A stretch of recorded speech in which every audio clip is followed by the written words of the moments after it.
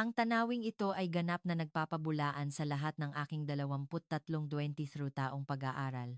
Si Professor James Henderson, na tinawag na pinakamataas na awtoridad sa kamalayan ng mamamayan civic consciousness, matapos ang 23 taon ng pagsasaliksik sa kaayusan ng lipunan sa Universidad ng Boston, Amerika, ay punong-puno ng pagtitiwala. Naniniwala siyang ang kaayusan ay matatamo lamang sa pamamagitan ng mahigpit na mga alituntunin at patuloy na pagmamanman. Ngunit, nang tumayo siya sa gitna ng pinakamasikip at pinakakilalang rush hour ng Maynila, sa loob ng istasyon ng Metro Rail Transit Line 3, MRT 3, natigilan siya, halos manginig sa pagkamangha. Walang pulis na nakikita, at walang naririnig na sigawan o pagtutulakan. Kaya paano nagawang mapanatili ng libu-libong tao ang isang perpektong kaayusan sa gitna ng katahimikan, na para bang sila ay nasa ilalim ng isang mahiwagang gayuma? Ang nasaksihan niya ay hindi lamang simpleng kagandahang asal. Ito ang tunay na anyo ng isang hindi nakikitang sistema na hindi pa nalalantad ng sinumang sosyologong pandaigdigan. Ang nakakagulat na isang linggo sa Pilipinas, kung saan ang isang matandang propesor ay napilitang itapon ang teorya na pinaglaanan niya ng kanyang buong buhay. Ngayon, masaksihan mo rin ang hindi maipaliwanag na tanawing ito na ikinagulat ng buong mundo. Ang rason kung bakit binaliwala ng propesor ng Boston University ang 23 taon ng kanyang teorya matapos makita ang rush hour sa Pilipinas. Ang eksena sa subway ng Pilipinas na ikinagulat ng professor ng Boston na hindi maipaliwanag kahit ng isang professor na may 22 taong karera. Bakit napakatahimik dito? Hindi ka panipaniwala. Isang hindi ka panipaniwalang tanawin. Bakit sila ganito kasistema? Naisip niya, uuwi na ako. Ang aking teorya ay nawalan ng saysay dahil sa isang tanawin sa MRT ng Maynila. Isang tanawin sa Pilipinas ang nagbigay gulat sa buong mundo. Ang nagbantay sa eksenang iyon ay isang propesor mula sa Amerika na nag-aaral ng kaayusan ng lipunan. Maging ang isang eksperto na nagturo ng kamalayan ng mamamayan sa loob ng ilang dekada ay napagtanto sa sandaling iyon na hindi umaandar ang kanyang pamantayan. Isang problema na nalulutas ng walang isang salita. Isang aksyon na gumagana ng mas mabilis kaysa sa mga alituntunin. Paano gumagalaw ang lipunang ito sa ganitong paraan? Ngayon, samahan ninyo kaming saksihan ang eksena na naranasan niya sa Pilipinas. Bago magsimula ang video, paki-subscribe at paki-like ng aming channel. Ikinagagalak din namin kung maaari ninyong ikomento kung saan kayo nakikinig ngayon. Kaya, simulan na natin kaagad ang kuwento. Naway maging maganda ang araw ninyo ngayon. Ako si James Henderson, at nagtuturo ako ng etika ng publiko at sosyolohiya sa Boston University sa loob ng 23 taon. Ang aking curriculum vitae ay may kasamang 37 akademikong papel, 4 na aklat, at ang titulong pinakamahusay na espesyalista sa kamalayan ng mamamayan sa Amerika. Sinasabi ng aking mga mag-aaral na nag-iiba ang pananaw nila sa mundo matapos makinig sa aking klase. Ngunit, aaminin ko ng tapat, nagsimula akong magkaroon ng pagdududa sa aking sariling pananaliksik halos 2 taon na ang nakalipas. Simple lang ang dahilan. Napagtanto ko na ang teorya na pinaninindigan ko sa loob ng mahigit 20 taon ay hindi gumagana sa totoong buhay. Ang aking espesyalidad ay ang pattern ng pag-uugali ng mamamayan sa mga pampublikong lugar. Sa simpleng salita, pinag-aaralan ko kung paano kumikilos ang mga tao kapag sila ay kasama ng mga hindi nila kakilala. Ang mga subway, paliparan, shopping mall, ang mga lugar na iyon ang aking laboratorio. Ang aking conclusion ay malinaw. Ang kamalayan ng mamamayan ay binubuo ng tatlong elemento, malinaw na mga alituntunin, angkop na parusa, at pagmamanman. Kung naroon ang tatlong ito, susunod ang mga tao sa kaayusan. Ito ay isang teorya na lohikal, mapatutunayan, at inilapat sa mga lipunan sa kanluran. Ang problema ay hindi man lang gumana ang teoryang ito sa aking sariling bayan, ang Boston. Noong nakaraang taglagas, lumahok ako bilang consultant sa Boston Subway Improvement Project. Gumastos ang lungsod ng $2 milyong sa isang kampanya ng kamalayan ng mamamayan. Naglagay kami ng mga poster, nagdagdag ng mga anunsyo, at nagtalaga ng mga tauhan para magpatupad. Nakatayo pa rin ang mga tao sa harap ng pinto, malakas na nakikipag-usap sa telepono at nagtatapon ng basura. Ang 2 milyong dolyar ay tila naglaho. Tinawagan ako ng opisyal ng lungsod. Profesor, ano po ang problema? Hindi ako makasagot. Ayaw kong tanggapin na mali ang aking teorya. Noon, dumating ang isang email mula sa Pilipinas. Ito ay imbitasyon para sa isang keynote speech sa International Academic Conference na gaganapin sa Universidad ng Pilipinas, UP Diliman sa Maynila. Ang tema, kontemporaryong kamalayan ng mamamayan at pampublikong kaayusan. Sa karaniwan, tatanggihan ko ito. Hindi angkop sa aking larangan ang mga kaso sa Asya. Ngunit kakaibang nahila ako dahil ito sa isang larawan ng MRT ng Maynila na nakalakip sa ibaba ng email. Oras ng rush hour iyon, ngunit ang mga tao ay nakapila ng maayos at naghihintay. Walang security guard at walang anunsyo. Baka Photoshop ito, iyon ang una kong naisip. O kaya ay sadyang idinisenyo. Ngunit sumibol ang kuryosidad. Totoo kaya ang larawan na iyon? Kung totoo, paano ito naging posible? Nagpadala ako ng tugon. Tinanggap ko, ngunit may kondisyon, dapat akong dumating 1 linggo bago ang komperensya upang direkta kong maobserbahan ang MRT ng Maynila. Paglapag ko sa Ninoy Aquino International Airport, Naya, nakaplano na sa isip ko ang aking hinuha. Ang Pilipinas ay isang lipunang may matinding kontrol. May kaayusan. Ngunit resulta ito ng disiplina, hindi ng kusa. Sinabi rin iyon ng ilang kasamahan kong propesor. Sa loob ng limousine bus na papunta sa hotel mula sa Paliparan, nagtanong ako sa driver, tahimik ba talaga ang mga tao sa Maynila? Ay, ganito lang talaga kami sir. Ang sagot na iyon ay kakaibang umukilkil sa aking isip. Pagkatapos kong ilagay ang bagahe sa hotel sa Makati, agad akong lumabas ng lungsod. Bandang 5:00 iyon ng hapon. Ito ay isang lugar na parang pedestrian crossing sa Ayala Triangle at napakaraming tao. Parang Times Square sa New York. Ngunit may kakaiba, halos walang marinig na ingay ng pagbabanggaan sa pagitan ng napakaraming tao. Wala ring masyadong boses ng paghingi ng paumanhin. Lahat ay kusang umiiwas sa isa't isa. Sinasadya kong huminto para makita ko kung paano sila magrereaksyon. Kung sa Boston, may magsasabing may pagkainis sa boses. Ngunit walang nagsalita. Tahimik lang silang dumaan sa tabi ko. Para bang natural lang na iwasan ako. Kakaiba, bulong ko, at nagpa siya akong magsimula ng formal na pagmamasid. Ang una kong pupuntahan ay nakaprograma na. Ang MRT, 3 sa Cubao Station sa oras ng commute. Iyon ang oras at lugar kung saan ang mga tao ay pinakapagod at pinakanerbiyoso. Kinabukasan, 6:00 ng gabi, nakatayo ako sa platform ng MRT, 3 Cubao Station. Hawak ko ang aking observation notebook at mayroon ng senaryo sa isip ko. Ngunit ang nakita ko roon ay ganap na salungat sa inaasahan ko. Mula pa lang sa unang 30 segundo. Hindi ito ang paraan na alam ko. Ang platform ng Cubao ay mas masikip kaysa sa inaasahan ko. Ito ay nasa gitna ng rush hour.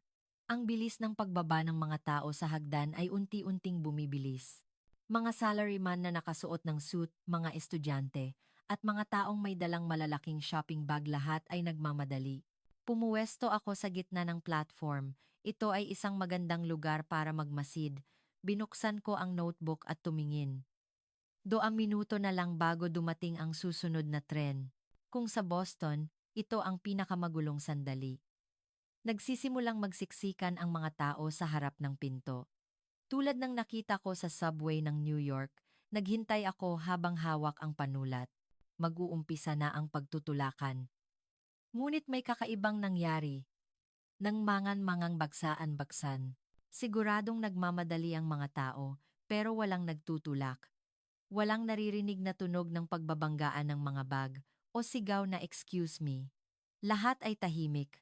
Sa una, naisip kong baka nagkamali ako ng tingin. Kaya lumapit ako sa tabi mismo ng pinto. At nag-obserba ako ng direkta. Dumating ang tren. Bumukas ang pinto at nagsimulang bumaba ang mga tao mula sa loob. Kung sa Boston, sa sandaling ito, magbabanggaan ang mga tao sa loob at labas. Magtutulakan at maghihilahan. Ngunit dito, walang ganito. Kung may bababa, ang mga taong sasakay ay kusa at natural na umurong sa magkabilang gilid. Walang nagbigay ng utos at walang guhit na inilagay, ngunit gumalaw sila na para bang may hindi nakikitang alituntunin. Agad akong nagsulat sa notebook. Kusang pagbibigay espasyo, walang utos, walang verbal na senyas.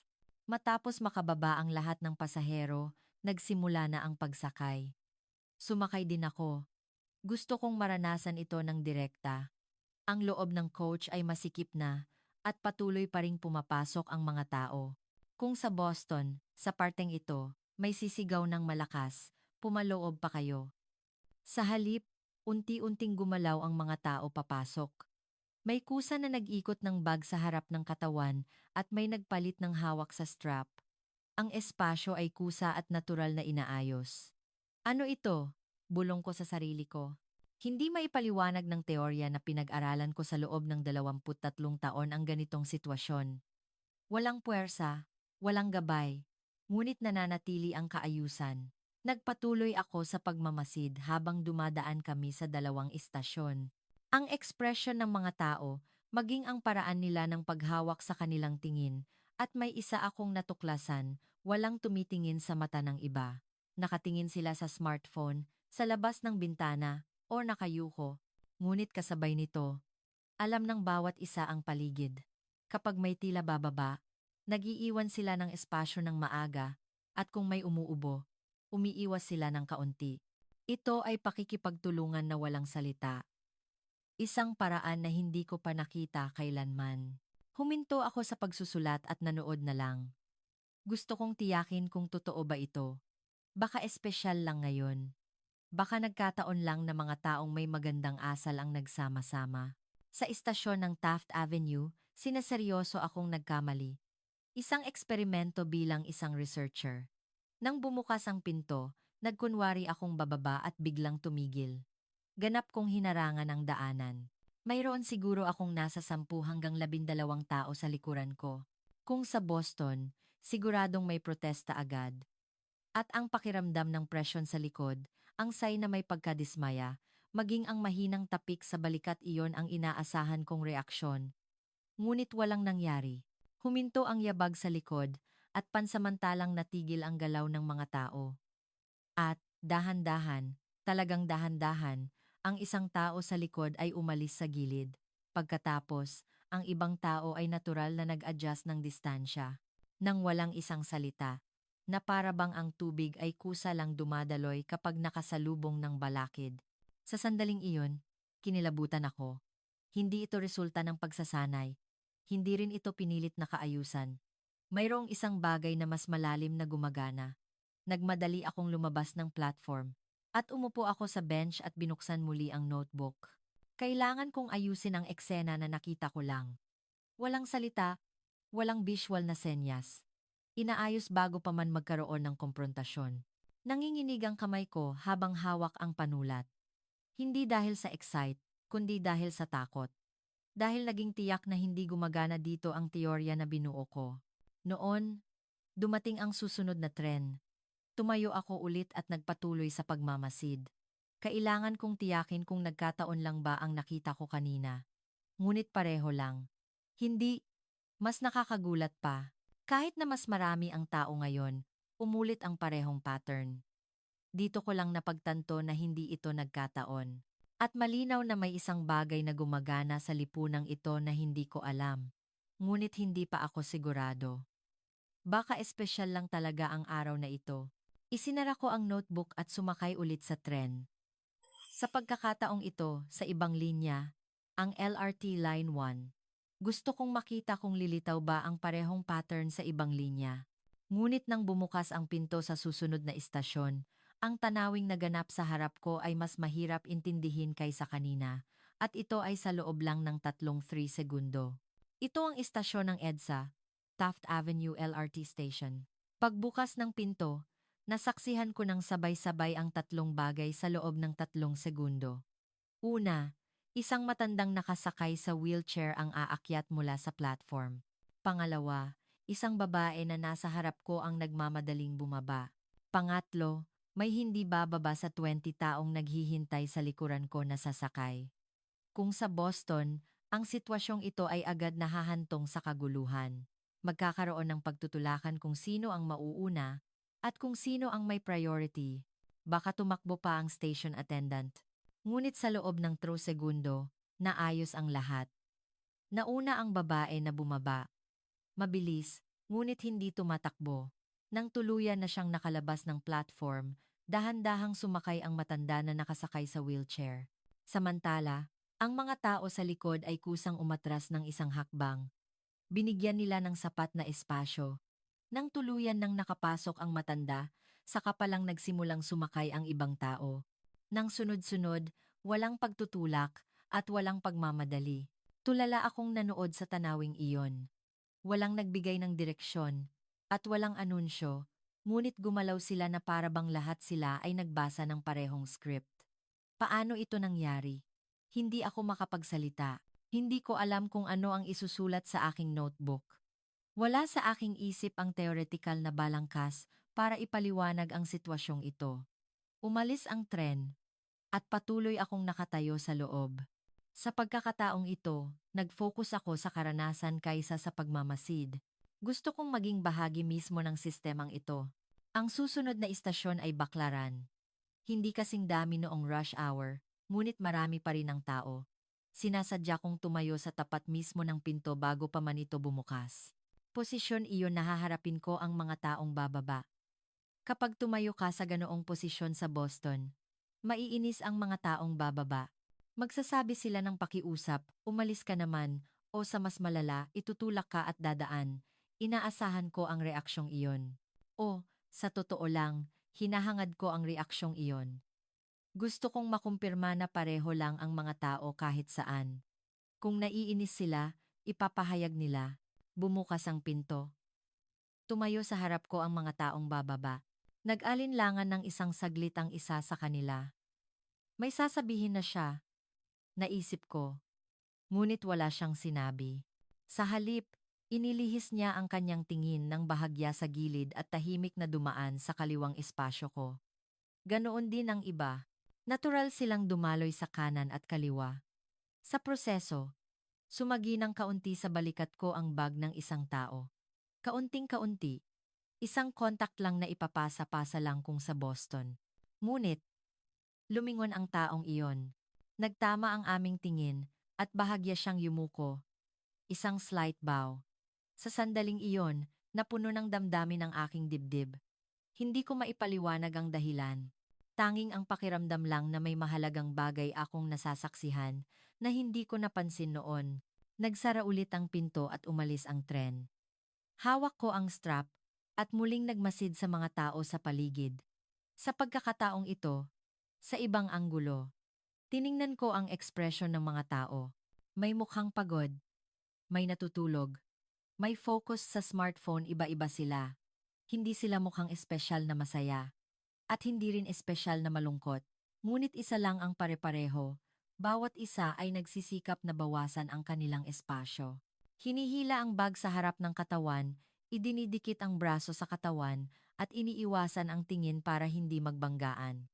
Hindi ito anyo ng pagkaapi. Sa halip, malapit ito sa pag-iintindi o pakikisama. Kung hindi ako kukuha ng maraming espasyo, mas magiging komportable ang katabi ko. Ang ganitong pag-iisip ay tila kusang gumagana. Nagtaka ako. Kailan pa nagsimulang kumilos ng ganito ang mga taong ito? Sino ang nagturo sa kanila?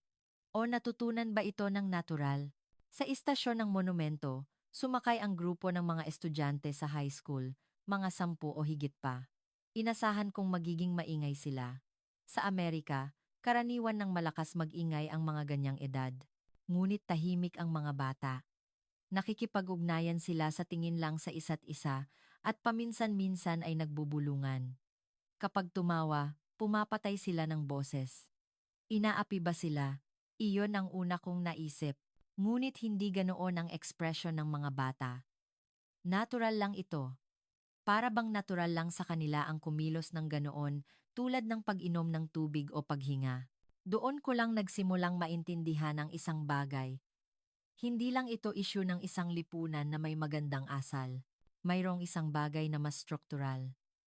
Hindi dahil mabait ang mga tao, kundi dahil alam nilang ang paraang ito ang pinaka-epektibo para sa lahat.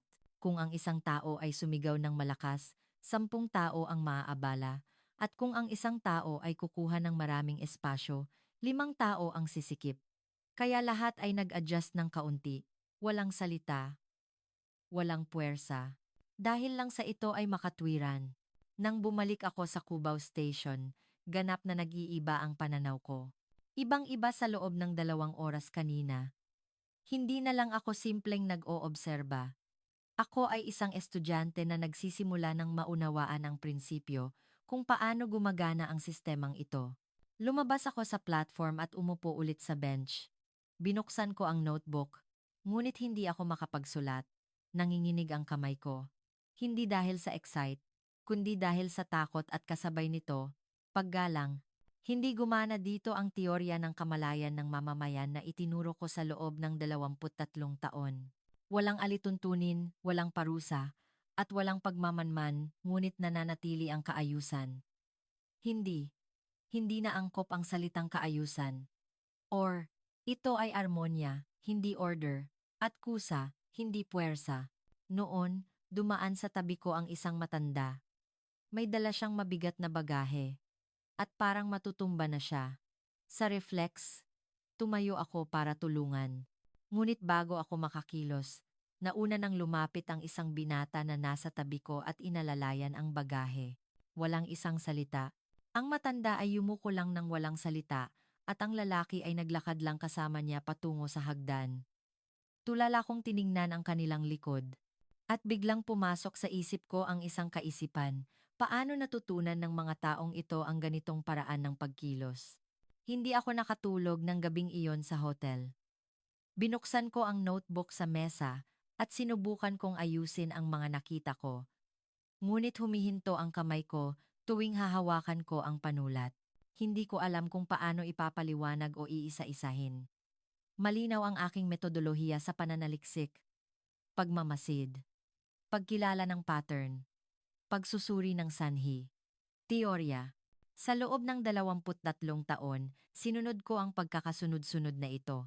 Ngunit ngayon, naipit ako sa pangalawang yugto. Nakikita ko ang pattern, ngunit hindi ito tugma sa anumang balangkas na alam ko. Bandang 2:00 ng madaling araw, binuksan ko ang laptop at kinuha ko ulit ang artikulo na inilabas ko 2 taon na ang nakalipas. Ang pamagat, pagsusuri sa pattern ng pag-uugali ng mamamayan sa malalaking pampublikong sasakyan. Sa papel na iyon, ipininilit ko na ang kamalayan ng mamamayan ay pinananatili ng 3 panlabas na salik, malinaw na alituntunin, angkop na parusa, at patuloy na pagmamanman. Ito ay isang teorya na pinatunayan ko gamit ang mga kaso ng Boston, New York, Chicago, at London, ngunit sa MRT ng Maynila, halos hindi nakita ang tatlong ito. May mga security camera, ngunit tila para sa kaligtasan at hindi para sa pagmamanman ng tao. Halos walang poster na nagbabala ng parusa at minimal ang anunsyo na nagbibigay diin sa mga alituntunin. Ngunit nananatili pa rin ang kaayusan. Hindi. May mas mataas na antas ng isang bagay na gumagana kaysa sa kaayusan. Sumulat ako ng bagong tanong sa aking notebook. Kung ang kaayusan ay nananatili ng walang panlabas na kontrol, saan nagmumula ang enerhiya nito? Kinabukasan, maaga akong gumising at pumunta ulit sa MRT. Gusto kong makita ang oras ng commute. 8:00 ng umaga, ang oras na pinakaabal at pinakawalang tiyaga ang mga tao. Ang platform ng MRT, 3 North Avenue ay punong-puno ng tao. Mas masikip kaysa noong gabi. Ngunit kakaibang tahimik. Tila sinisikap ng lahat na huwag gumamit ng hindi kinakailangang enerhiya. Muli, tumayo ako sa tapat mismo ng pinto. Sinasadya kong gawin ulit ang parehong sitwasyon noong kahapon. Dumating ang tren at bumukas ang pinto. Ilang tao ang bumuhos palabas. Nanatili ako sa gitna ng daloy na iyon. At nangyari ulit ang parehong bagay. Umiwas ang mga tao sa akin at dumaloy sa gilid. Walang isang salita, at walang ekspresyon ng pagkainis. Ngunit sa pagkakataong ito, nag-iba rin ako. Hindi lang ako nag-obserba, sinubukan kong sundan ang tingin ng mga tao. Sino ang tumitingin sa sino? Anong senyas ang ipinagpapalitan nila? Isang kamanghamanghang pagtuklas. Halos hindi nagtinginan ang mga tao. Ngunit patuloy nilang alam ang paligid. Sino ang gumagalaw saan? Aling espasyo ang nabubuo? Sino ang nagmamadali o hindi? Kaya, hindi ito visual communication. Ito ay spatial awareness. Parang ang kawan ng ibon na lumilipad gumagalaw sa parehong direksyon nang hindi nagbabanggaan.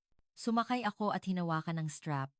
May isang dalaga na nakatayo sa tabi ko at may dala siyang malaking backpack. Sobrang laki na tila nakakabigat sa ibang tao. Kung sa Boston, may magsasabi ng pakiusap, ibaba mo ang bag mo, ngunit walang nagsalita dito.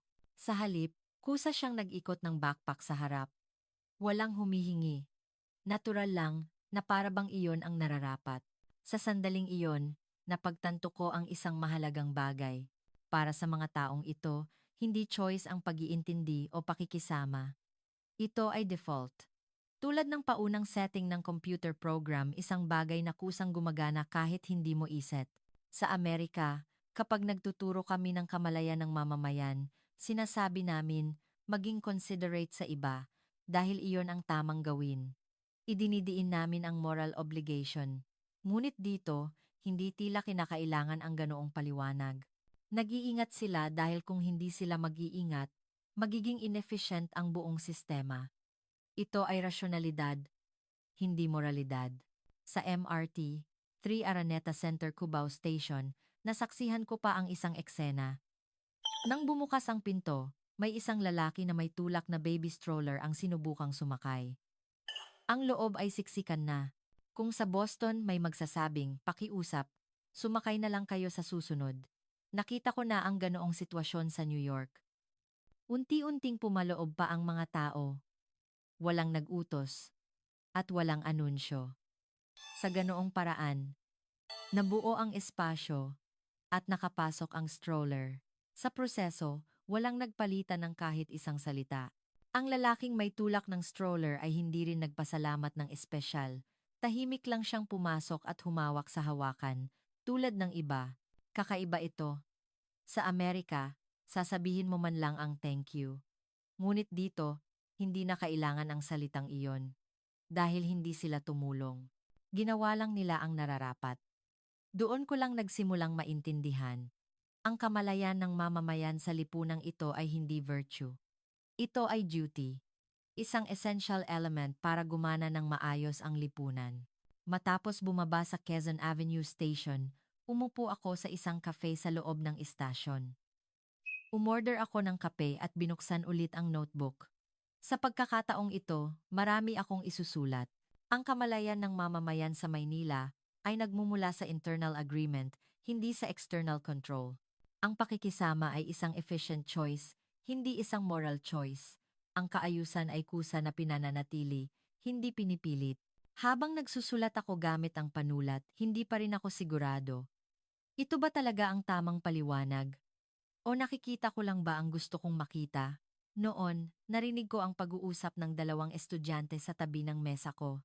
Tagalog ang kanilang wika, ngunit naintindihan ko ang ilang salita. Uy. Tinignan ako ng masama ng katabi ko sa tren kasi sinagot ko yung tawag. Natural lang, maingay ka kasi. Nakinig ako. Tumatawa ang mga estudyante habang nag-uusap, ngunit mahalaga ang nilalaman. Gumagana ang social gaze. Hindi parusa ng batas, kundi ang tingin ng kapwa mamamayan, na tinatawag na hiya, shame. Doon, nagsama-sama ang mga piraso ng puzzle. Ang lipunang ito ay gumagalaw hindi sa puwersa, kundi sa presyon.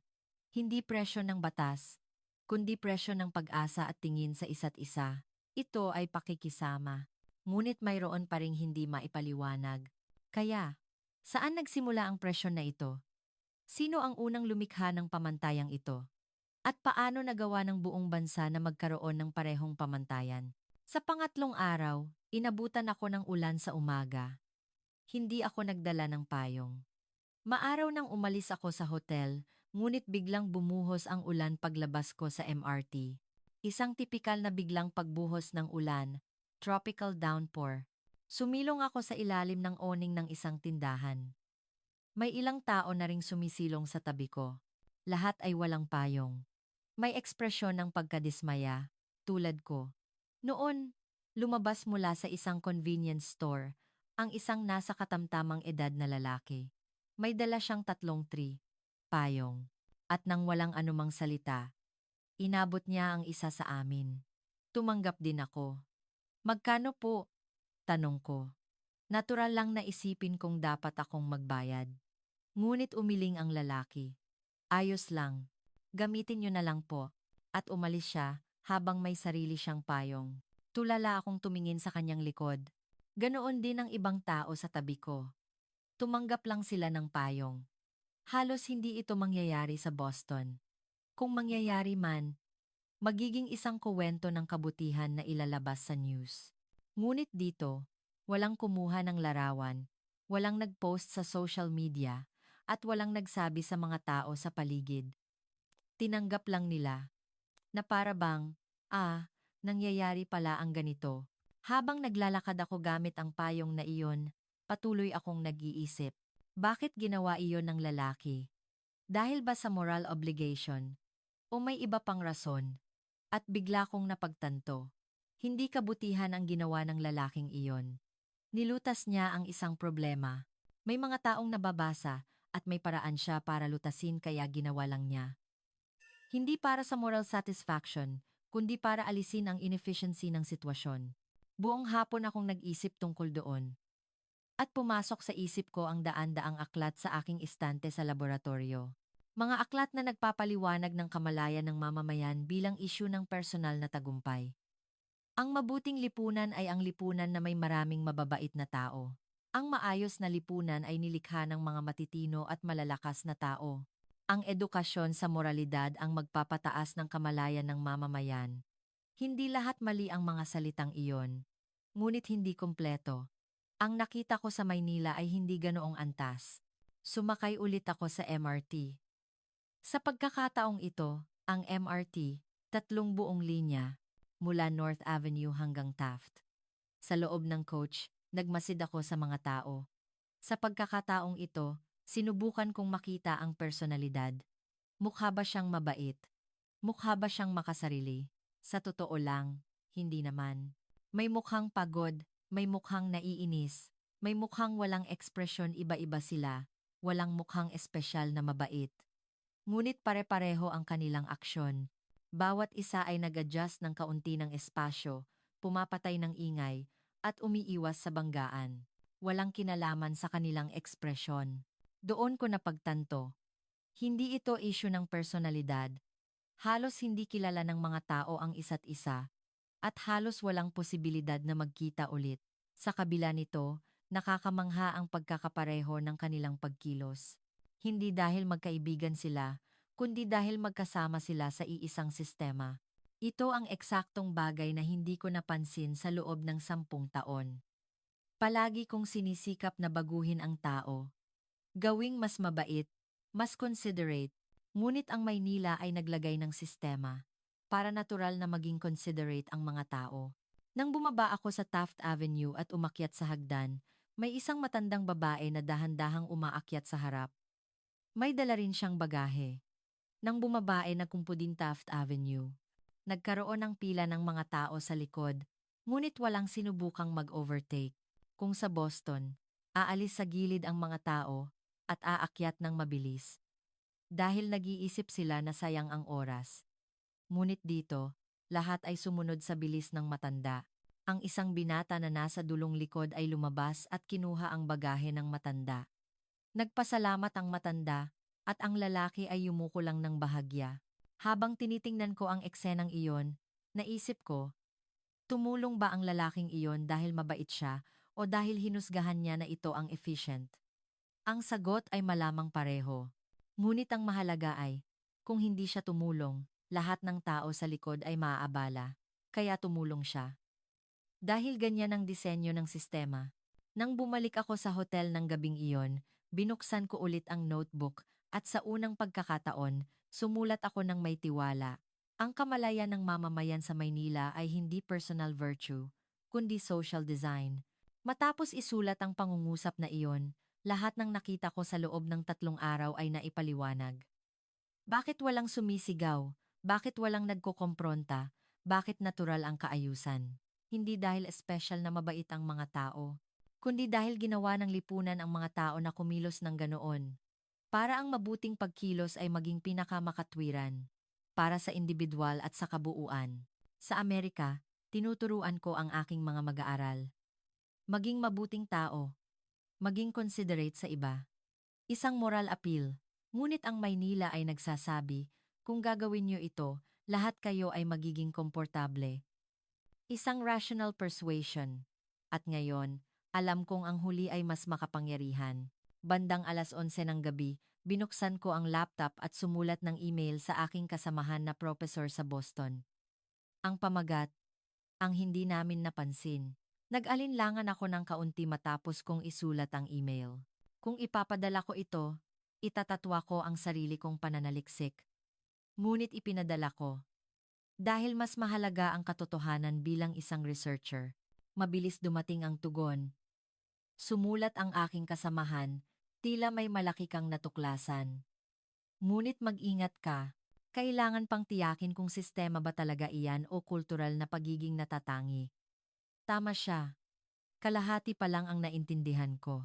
Nakita ko kung paano gumagana ang sistemang ito, ngunit hindi ko pa alam kung bakit ito gumagana. Kaya, kinabukasan, pumunta ako sa ibang lugar bukod sa MRT. Kailangan kong hanapin ang ugat ng sistemang ito. Kinabukasan ng umaga, nakatayo ako sa harap ng isang pampublikong paaralan sa Maynila. Hindi ako nagkataon lang. Buong gabi akong nag-isip sa hotel, nasaan ang starting point ng sistemang ito. Naisip ko, makikita ko ang proseso kung paano ito nagsimula, hindi lang ang tapos na anyo ng mga matatanda.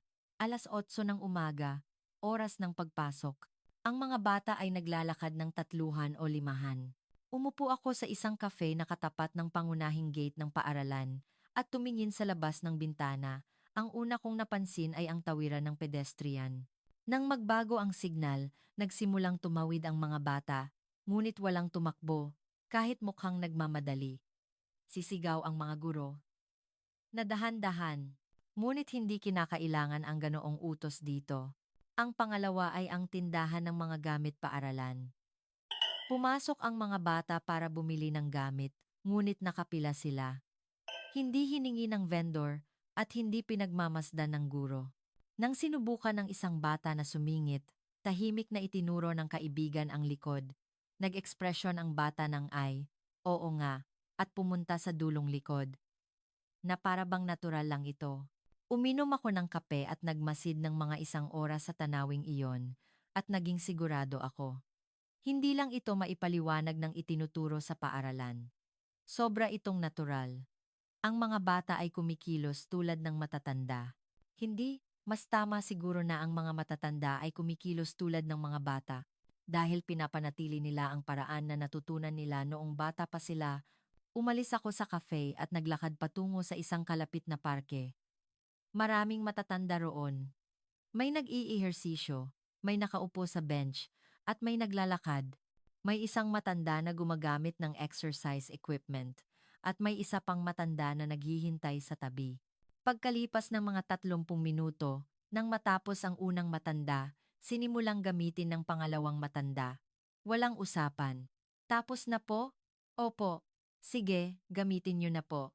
Wala man lang ganoong salita. Sinunod lang ang turn. Umupo ako sa bench at binuksan ang notebook. At sumulat ako, parehong pattern anuman ang henerasyon. Mula 8 taong gulang na bata hanggang 80 taong gulang na matanda. Sa sandaling iyon, kinilabutan ako ng bahagya. Hindi dahil sa takot, kundi dahil sa paggalang. Ang sistemang ito ay hindi binuo sa loob ng isang henerasyon. Ito ay mas matagal na. Umalis ako sa parke at sumakay sa taxi. Tinanong ko ang driver, kailan pa po naging ganito kaorganisado ang Maynila? Sa Tagalog na medyo hindi masyadong matatas, tumawa ang driver at sumagot, "Naku, sir, noong bata pa ako, mas magulo pa sa ngayon." Lahat kami ay struggling noon. Pero may point na nagbago. Kailan po?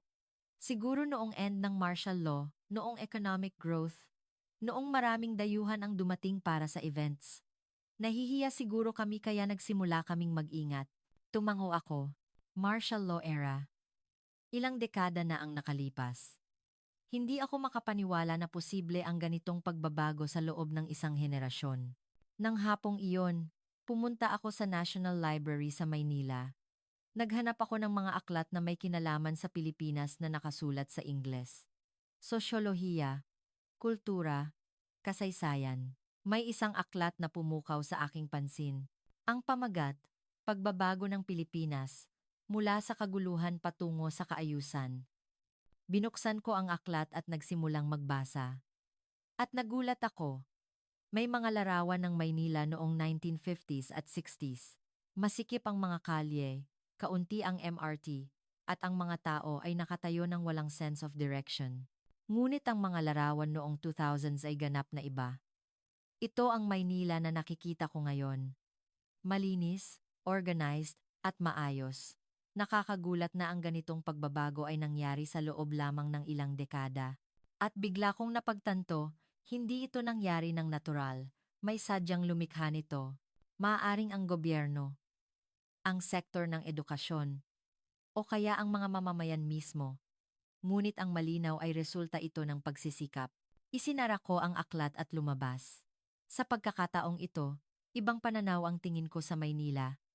Nang malaman kong hindi lang basta nabuo ang kaayusang ito, mas lalo akong humanga. Naglakad ako sa isang busy intersection sa Ermita at nagmasid sa mga tao. Magkahalo ang mga turist at mamamayan, ngunit malinaw ang paghihiwalay. Hinaharangan ng mga turist ang daanan para kumuha ng larawan at malakas silang nag-iingay. Ngunit tahimik na umiiwas ang mga mamamayan. Walang pagkainis, na para bang hindi nila alam kaya ayos lang. May isa pa akong nakita sa eksenang iyon. Pagpaparaya, tolerance. Ang sistemang ito ay hindi exclusive. Hindi ito nagpaparusa sa mga hindi sumusunod. Gumagana lang ito ng kusa at kasabay nito, pinahihintulutan nito ang mga exception. Nang gabing iyon, dumalo ako sa pre-conference gathering. Isang dinner kasama ang mga professor na Filipino. Habang kumakain, nagtanong ako, paano po naging ganito kataas ang kamalayan ng mamamayan sa Pilipinas? Tumawa ang isang professor at sumagot, mataas po ba? Feeling namin, kulang pa nga eh. Nagulat ako. Kulang. Halos perpekto ang nakita ko. Hindi pa po. May mga tao pa ring malakas magtelepono sa tren. At may sumisingit, mahaba pa po ang lalakbayin. Lalo akong nagulat sa sagot na iyon. Itinuturing nilang natural ang kanilang nakamit at tumatakbo pa sila patungo sa mas mataas na pamantayan. Kung sa Amerika, ipagmamalaki na namin ito. Magsusulat ng aklat, magle-lecture, at susubukang i-export sa ibang bansa, ngunit patuloy lang ang Pilipinas. Nang gabing iyon, isinulat ko ulit ang manuscript ng aking conference presentation sa hotel. Itinapon ko lahat ng inihanda ko, at sa halip, inayos ko ang lahat ng nakita ko sa loob ng nakaraang ilang araw. Ang pamagat, ang hindi nakikitang sistema, paano nagtayo ang Maynila ng kaayusan ng walang kontrol. Kaayusan ng walang kontrol. Iyon ang tiyak na natuklasan ko. Habang nagsusulat ako ng manuscript, pumasok sa isip ko ang silid ng lecture ko. Ang anyo ko habang nagpapaliwanag ng kamalayan ng mamamayan sa mga mag-aaral. Kailangan kong ikuwento ito pag-uwi ko. Na ang teorya na itinuro ko sa loob ng 23 taon ay hindi kumpleto. Na hindi sapat ang mga alituntunin, parusa, at pagmamanman, na ang tunay na kamalayan ng mamamayan ay nagmumula sa sistema, at maari itong itayo. Ngunit natakot din ako. Magagamit kaya ito sa Amerika? Iba ang kultura, iba ang kasaysayan. Posible kaya? Hindi ko alam ang sagot. Ngunit dapat ko itong subukan. Sa pinakamaliit, walang dahilan para hindi magawa ng Boston ang nagawa ng Pilipinas sa loob ng ilang dekada. Nagsulat ako ng manuscript hanggang hating gabi at tumingin ako sa labas ng bintana. Nakikita ko ang tanawin ng Maynila sa gabi. Maraming ilaw ang nagkinang ng maayos. Ang bawat isa sa mga ilaw na iyon ay tao. At lahat ng taong iyon ay bahagi ng sistemang ito. Hindi dahil napilitan, kundi dahil pinili nila. Doon ako naging tiyak. Dapat kong igalang ang lipunang ito at matuto mula dito. Ang conference presentation ay makalipas ang 2 araw. May halos 200 tao ang nagtipon sa hall. Mga propesor na Filipino, foreign researchers at graduate students. Tumayo ako sa podium at isinabit ang inihanda kong slide. Ang unang slide ay ang larawan ng subway ng Boston. Siksikan, magulo, at nagtutulakan ang mga tao. Ang pangalawang slide ay ang MRT ng Maynila. Parehong oras, parehong dami ng tao, ngunit ganap na ibang vibe. Sa loob ng 1 linggo, napilitan akong isulat ulit ang aking research life. Ganoon ako nagsimula. Nagulantang ang mga manonood. Dahil kilalang expert ako sa kamalayan ng mamamayan sa Amerika, nakakagulat na tinatanggihan ko ang sarili kong pananaliksik. Nagpresent ako ng 40 minuto. Ipinaliwanag ko ang nakita ko, ang natanto ko, at bakit hindi kumpleto ang kasalukuyang teorya. Tahimik na nakinig ang mga manonood. Nang matapos ang presentation at dumating ang oras ng tanungan, may isang professor na Filipino na nagtaas ng kamay. Professor, isang interesting na obserbasyon. Pero may isa lang po akong tatanungin. Sabi niyo po sistema ito, pero magagamit po kaya ito sa ibang lipunan? Sandali akong nag-alinlangan. Eksakto iyon ang tanong na bumabagabag sa akin. Sa totoo lang, hindi ko po alam.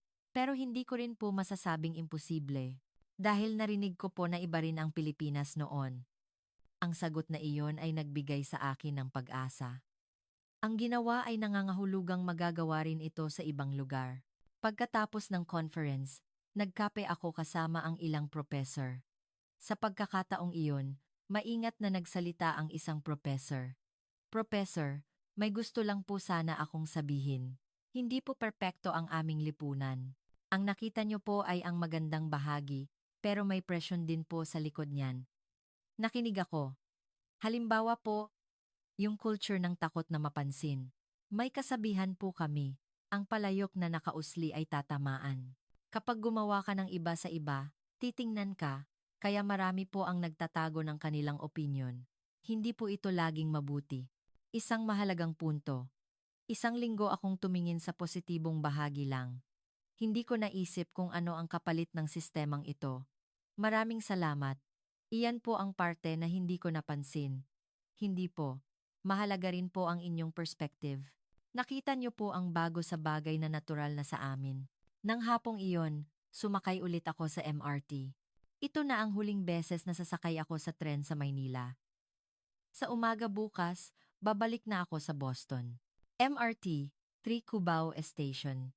Ang lugar na unang nagsimula ang aking pagmamasid 1 linggo na ang nakalipas. Tumayo ako sa parehong posisyon. Sa tapat ng pinto sa gitna ng platform. Ngunit ganap na iba ang nakikita ko. Ang galaw na mukhang magulo 1 linggo na ang nakalipas ay tila isang eleganteng sayaw ngayon. Ang mga tao ay gumagalaw ng hindi nagbabanggaan. At sobrang efficient. Bumukas ang pinto at bumaba ang mga tao. Sinasadya kong tumayo sa harap ng pinto tulad ng 1 linggo na ang nakalipas. Ngunit iba ito ngayon. Habang umiiwas ang mga tao sa akin, gumagalaw din ako ng paunti-unti.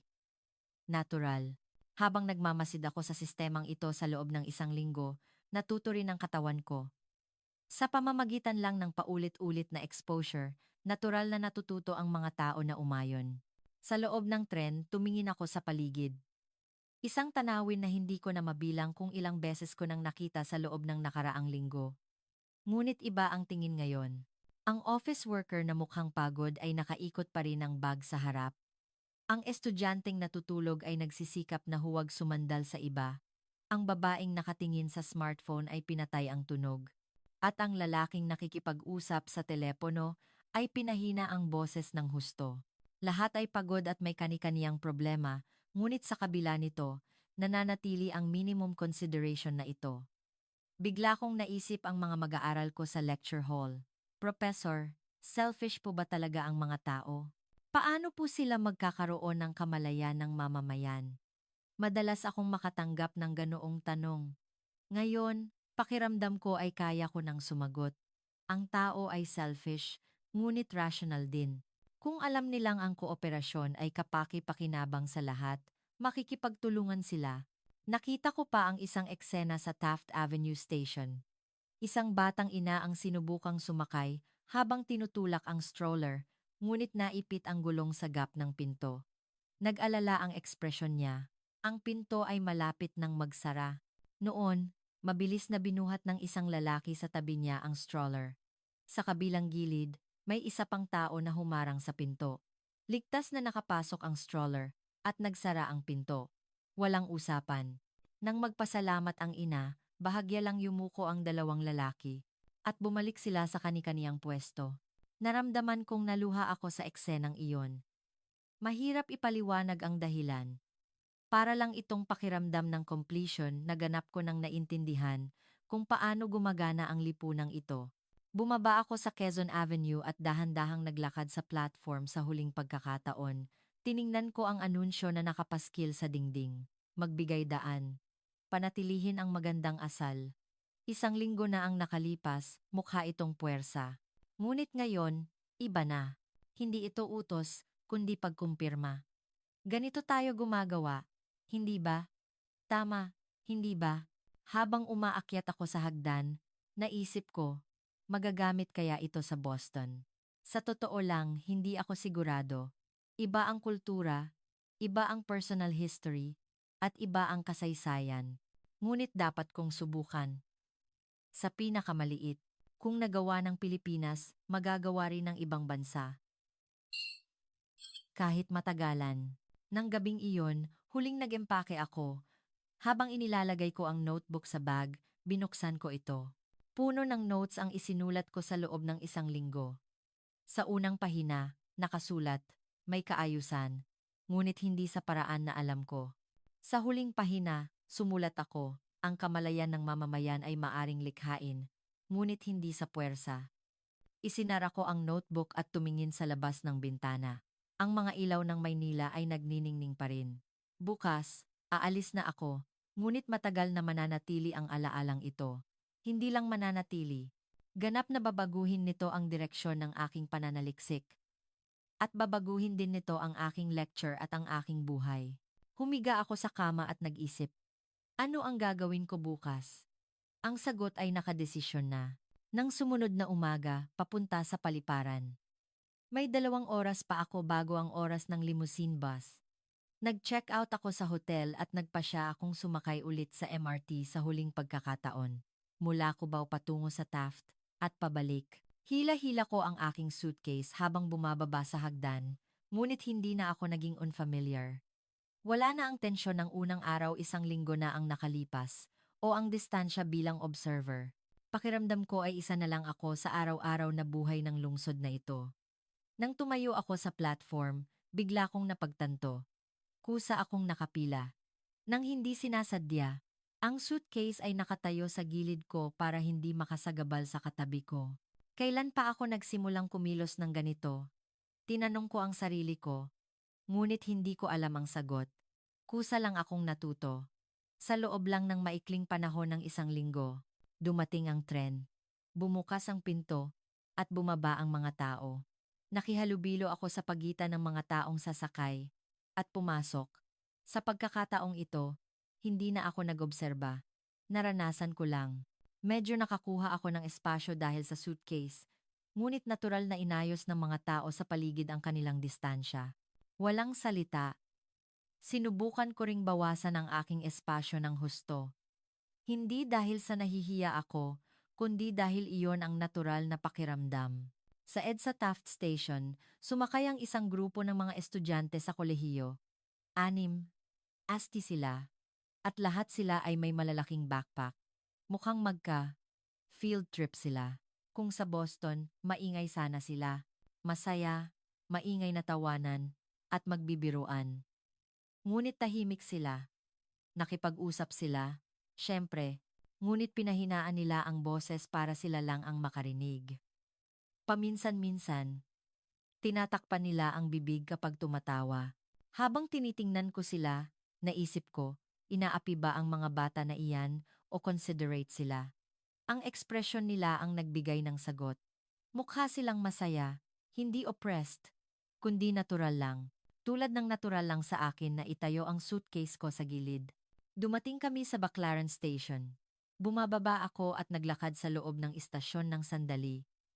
Maraming kabataan doon. Masigla at malaya ang vibe. Ngunit nananatili pa rin ang pangunahing kaayusan. Umakyat sa kanan ng hagdan, bumaba sa kaliwa, at nag-iiwan ng isang gilid para sa mga nagmamadali. Pumasok ako sa isang cafe at umorder ng kape. May pila sa harap ng cashier. Mga 5 tao. Natural lang akong pumila sa dulong likod. Ang estudyante sa harap ko ay nakatingin sa smartphone at hindi sinasadyang umatras ng isang hakbang sa akin. Bahagyan niyang natapakan ang paa ko. Ay, sorry po. Nagulat siya at humingi ng paumanhin. Ngumiti ako at iwinagayway ang kamay ko. Ayos lang. No worries. Ngunit nakakagulat ang reaksyon ng estudyante. Agad siyang humingi ng paumanhin at talagang nag-alala. Hindi niya na tinanong kung Filipino ba ako o dayuhan. Kinuha ko ang kape at lumabas. Habang pabalik sa MRT, biglang pumasok sa isip ko ang isang kaisipan. Ako ba ay researcher ngayon, tourist, o bahagi ng sistemang ito? Ang sagot ay lahat ng tatlo, at hindi iyon kakaiba. Dahil ang sistemang ito ay hindi exclusive. Gumagana ito kung tatanggapin mo at susundin. At pinahihintulutan nito kahit hindi ka sumunod. Sa tren na pabalik, tiningnan ko ang labas ng bintana. Ang dingding ng tunnel ay mabilis na dumadaan. Ang tanawin na mukhang hindi pamilyar isang linggo na ang nakalipas ay pamilyar na ngayon. Papalapit na ang Cubao Station. Hinawakan ko ang strap at tumayo. Lumipat ako ng bahagya sa direksyon ng pinto at natural na nagbigay ng espasyo ang ibang tao. Bumukas ang pinto. Hila-hila ko ang suitcase at bumaba. At lumingon ako sa likod. Umalis ulit ang tren. At ang mga tao ay tahimik pa ring nakatayo o nakaupo. Walang nangyari. Walang espesyal. Ngunit iyon mismo ang espesyal. Habang umaakyat ako sa hagdan, inayos ko ang karanasan ng isang linggo. Ang nakita ko, ang naramdaman ko, at ang natutunan ko. Isang mahalagang realization. Ang kamalayan ng mamamayan ay hindi isang abstract concept, kundi isang concrete system. At ang sistemang iyon ay gumagana kahit hindi apiin ang mga tao. Ipinakita sa akin iyon ng Maynila. Ang bagay na ipinaliliwanag ko sa teorya ay nakita ko na nabubuhay at gumagalaw sa katotohanan. Paglabas ko sa lupa, nakasisilaw ang sikat ng araw. Ang lungsod ay siksikan pa rin, at ang mga tao ay mukhang abala. Ngunit hindi ito magulo. Hila-hila ko ang suitcase at naglakad patungo sa direksyon ng hotel. Kailangan ko nang pumunta sa paliparan at sumakay ng eroplano pabalik sa Boston. Ngunit nasa susunod na hakbang na ang isip ko. Ano ang gagawin ko pag-uwi? Paano ko babaguhin ang lecture? Paano ko i-redesign ang research? At higit sa lahat, paano ko ikukuwento ito sa aking mga mag-aaral? Ang kamalayan ng mamamayan ay maaring likhain, ngunit hindi sa puwersa. Kailangan mong likhain ito para piliin ng mga tao. Kung ipapakita mo na kapakipakinabang ito sa lahat, magbabago ang mga tao. Sabi ko. At ikukuwento ko ang tungkol sa MRT ng Maynila. Sa lobby ng hotel, tiningnan ko ang Maynila sa huling pagkakataon. Ganap na ibang pananaw kumpara sa pagdating ko isang linggo na ang nakalipas. Ngayon, alam ko kung paano gumagana ang lungsod na ito. Hindi perpekto, ngunit naunawaan ko ang prinsipyo. At nagsimula akong gumalang. Sa mga taong lumikha ng sistemang ito, sa mga taong nagpapanatili nito, at sa mga taong nabubuhay sa loob nito araw-araw. Sumakay ako sa bus ng paliparan. Sa labas ng bintana, lumayo ang Maynila, ngunit sa loob ko, mas naging malinaw ang lungsod na ito. Sa eroplano, binuksan ko ang laptop at sinimulan kong isulat ang unang pangungusap ng aking bagong academic paper. Nakamali tayo sa pag-unawa sa kamalayan ng mamamayan. Hindi ito personal na virtue, kundi social design. Pagdating ko sa Boston, magbabago ang aking lecture hall. Magbabago ang direksyon ng aking research. at magbabago ang paraan ng aking pamumuhay. Isang coach ng MRT, isang linggong pagmamasid, daan-daang minor moments binago ako. Ngayon, kaya kong sabihin, ang kaayusan ay nililikha. Nang walang kontrol, nang walang puwersa. Kung paniniwalaan lang ng mga tao na rational ito. At pinatunayan iyon ng Pilipinas. Na kayang baguhin ng isang lipunan ang sarili nito sa loob ng ilang dekada. Sa labas ng bintana, nakita ko ang karagatang Pasipiko. Pagkatapos ng 12 oras, Boston na. Naghihintay ang aking lecture hall, ang aking research lab, ang mundo na nabuhay ako sa loob ng 23 taon, ngunit hindi na ako ang dating James Henderson. Dahil binago ako ng MRT ng Maynila, at oras na para ibahagi ang pagbabagong iyon sa mundo. Hanggang dito na lang ang kuwento ngayon. Kung mananatili sa inyong puso ang kuwentong ito, ikagagalak namin kung tahimik kayong mag-subscribe at mag-iwan ng komento. Ang inyong munting kooperasyon ay nagiging lakas para makagawa kami ng mga kuwento